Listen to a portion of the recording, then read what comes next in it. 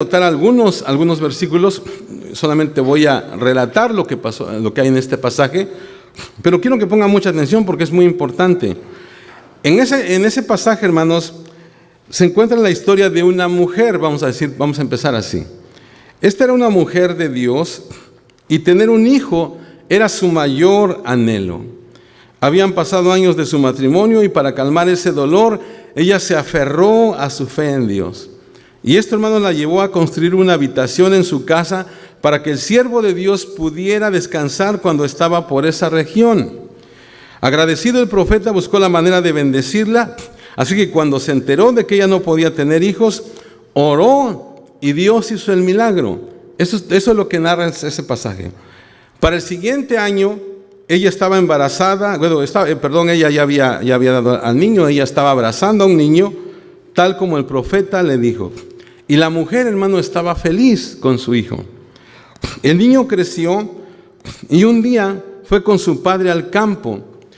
Quizás como cualquier niño que pueda acompañar a su hijo, a su padre, al trabajo. Pero dice la Escritura que en un momento determinado, este niño sintió un fuerte dolor en su cabeza. El papá, hermanos, como que no se percató de lo que sucedía, y lo único que hizo fue mandar al niño a que lo llevaran con su madre. Pero ¿saben qué pasó, hermanos? El niño murió por un simple dolor de cabeza. Esta historia, como digo, se encuentra en 2 de Reyes capítulo 4, del 18 al 30. Ahora, el padre, cuando muere, no está en ese momento. La Biblia dice que cuando el niño murió, en el verso 21 de 2 de Reyes 3, dice, ella lo puso sobre la cama del varón de Dios y cerrando la puerta se salió. Ahora, hermanos, esta mujer no estaba dispuesta a rendirse, estaba decidida a pelear por la vida del niño. Así que, dice la Escritura, ¿verdad?, que ensilló su asno y fue hasta donde estaba Eliseo, le pidió que regresara con ella a la casa para que orara por el niño. La Biblia dice que Eliseo fue a la casa, oró sobre el niño y éste resucitó. Entonces él llamó a la madre y le entregó a su hijo. Y en los versos 36 a 37 dice, entonces llamó a él a Giesi y le dijo, llama a esta tsunamita, y él la llamó. Y entrando ella, él le dijo, toma a tu hijo. Y así que ella entró, se echó a sus pies y se inclinó a tierra y después tomó a su hijo y salió. Hermanos, esta es una historia tremenda del poder de Dios, pero también, hermanos, de lo vulnerable que son los hijos y del cuidado que debemos tener con ellos. Sin embargo, hermanos, quiero que notemos algo que tal vez ustedes ya notaron. Y el asunto es, ¿no les llama la atención de que el padre no se haya percatado de la gravedad del niño? Hermanos, ¿será esto lo común? Padres ocupados en diversos quehaceres que no prestan la atención necesaria a sus hijos y no observan que hay cosas que les pueden causar la muerte. Piense por un momento. La Biblia, hermanos, nos dice que esta era una familia importante. Seguramente ellos tenían dinero. Probablemente, hermanos, el padre trabajaba duro, trabajaba fuerte, y ni siquiera se imaginó las consecuencias de ese dolor de cabeza. Ni le importó que el niño enfermara. Estaba muy ocupado en su trabajo. Y hermanos, desgraciadamente, para mucha gente sucede lo mismo hoy. Los padres están trabajando, ocupados, y muchas veces no se percatan de lo grave que puede ser un simple dolor de cabeza. O sea, lo podríamos traducir en alguna otra cosa, ¿verdad? Pero que nosotros tal vez es algo como muy simple y no ponemos la debida atención. El problema, hermanos, está que el éxito en un área de nuestra vida, ya sea finanzas, ya sea posición, poder, relaciones, el éxito en una de esas áreas, hermanos, nunca compensará el fracaso en las otras áreas, y mucho menos, hermanos, en la familia. Tal vez la situación o enfermedad o necesidad que los hijos tienen sea muy simple a veces a nuestros ojos. Y tal vez hay padres que no están conscientes de lo grave que podría tornarse.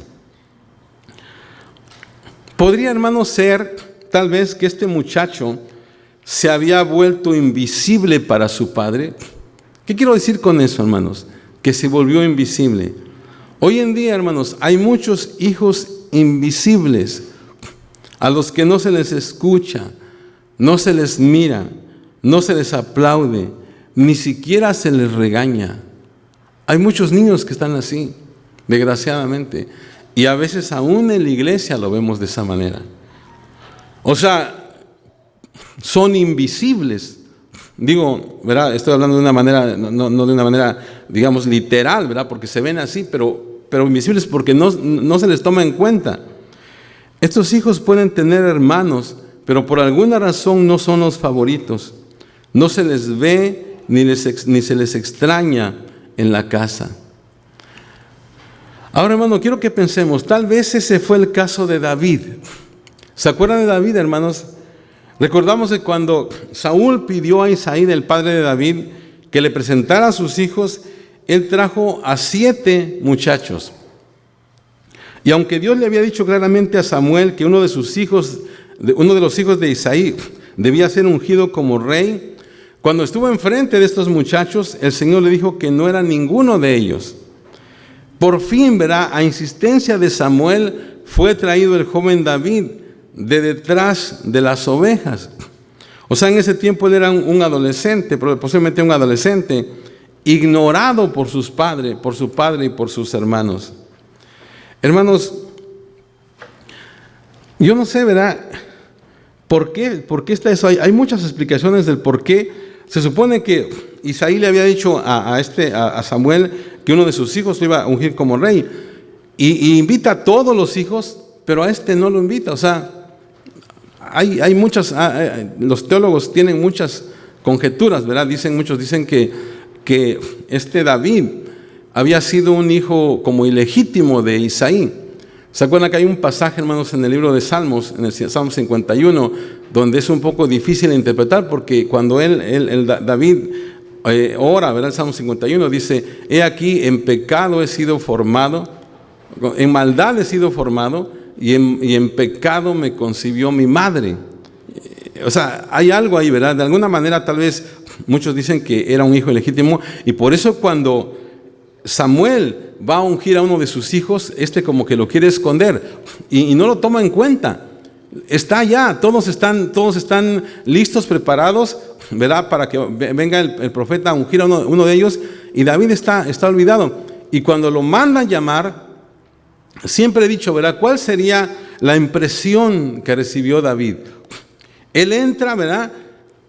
Y como hemos dicho en otras ocasiones, él ve a sus hermanos todos bañaditos, peinaditos, cambiaditos y todo, y él entra todo así como venía. O sea, todo, alguien dijo, oliendo a chivo, ¿verdad? Porque así venía, todo sucio y todo. Imagínense la impresión de él. Y lo único que podía decir, con que tenían una fiesta, ¿verdad? Y no me invitaron. Imagínense lo que pasó en el corazón de David. O sea, otra vez estoy hablando de hijos invisibles, que a veces no los vemos, no los tomamos en cuenta.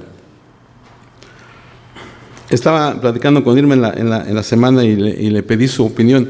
Le digo, oye, ¿tú qué crees que pensó David? Y yo esperaba una respuesta teológica, algo así, ¿no? ¿Qué crees que pensó David cuando llegó y vio a todos sus hermanos bañados y todos, y él todo así? ¿Qué crees que pensó? Y me dice mi esposa, dice, pues yo creo que llegó y los vio y dijo, qué desgraciados, no me invitaron. No me invitaron. Yo no sé qué es lo que pensó David, pero fíjense, esto le produjo algo a David. Y hermanos, David después tuvo muchos problemas con sus hijos. A pesar de que David tuvo grandes éxitos como hombre, como rey, pero sufrió grandes dolores como padre, hermanos. Siempre hemos dicho, ¿verdad? David fue un hombre tremendo, un hombre de Dios y todo, pero como padre David fue un fracaso total, mal padre. David tuvo una familia disfuncional por donde usted la mire, hermanos. Ahora, tal vez la incapacidad de David de tener éxito en el área familiar viene de su propia crianza como un hijo apartado del corazón de su padre. Nosotros estamos teniendo un curso de padres, ¿verdad?, los domingos, que se llama así, cómo ganar el corazón de los hijos. Estamos viendo todo esto.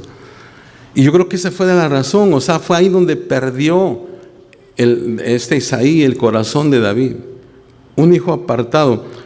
Y ese acto, hermano, le trajo muy tristes consecuencias en el futuro. Sería que estaba produciendo su misma infancia cuando su presencia y sus necesidades fueron ignoradas.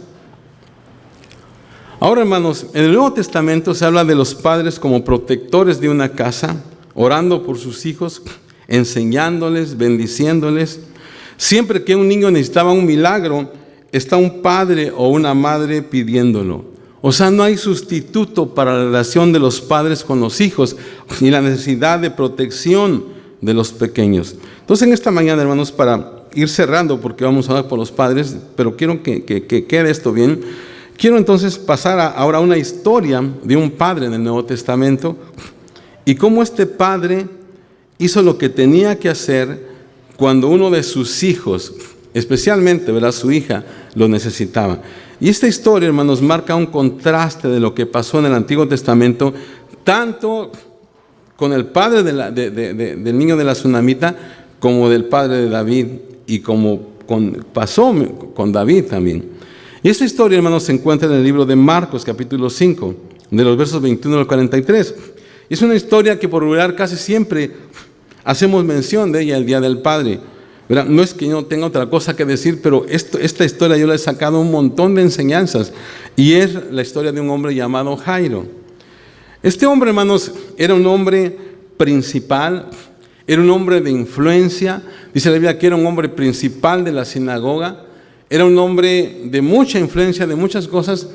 Pero, hermanos, le llegó la desgracia.